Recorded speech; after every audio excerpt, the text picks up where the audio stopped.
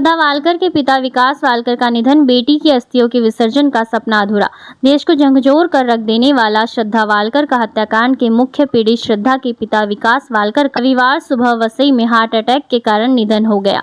श्रद्धा Walker 28 वर्ष वसई की रहने वाली थी और अपने प्रेमी आफ्ताब पूनावाला के साथ दिल्ली में रह रही थी। 2022 में आफ्ताब ने श्रद्धा की हत्या कर उसके शव की 35 टुकड़े कर दिए थे। इन टुकड़ों को उसने फ्रिज में रखा और बाद में गुड़गांव के जंगलों में फेंक दिया। यह मामला 14 नवंबर 2022 को सामने आया, जिसने पूरे देश में हड़कंप मचा दिया। विकास वालकर पिछले 3 साल से अपनी बेटी के लिए न्याय की लड़ाई लड़ रहे थे।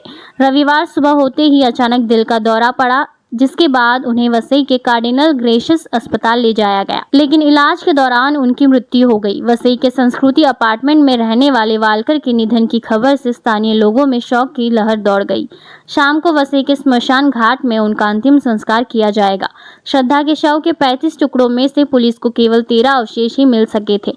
विकास वालकर लगातार इन अवशेषों की मांग कर बेटी का अंतिम संस्कार करना चाहते थे। हालांकि अदालत की प्रक्रिया में हो रही देरी के कारण यह संभव नहीं हो पाया। वालकर ने दिल्ली में कई बार प्रशासन और अदालत का ध्यान इस केस की ओर खींचने की कोशिश की। उन्होंने कहा था कि अगर श्रद्धा के अवशेष उन्हें नहीं दिए गए तो वे आमरण अनशन करेंगे। उन्होंने निर्भया मामले की तरह श्रद्धा के लिए भी दोषियों को सख्त सजा दिलाने की मांग की थी। श्रद्धा वालकर चैरिटेबल ट्रस्ट की स्थापना श्रद्धा की हत्या के बाद महिलाओं में जागरूकता फैलाने के उद्देश्य से विकास वालकर ने श्रद्धा वालकर चैरिटेबल ट्रस्ट की स्थापना की।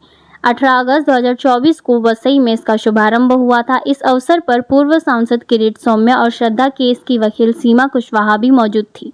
यह ट्रस्ट महिलाओं को कानून सहायता, परामर्श और सुरक्षा प्रदान करने के लिए काम करता है।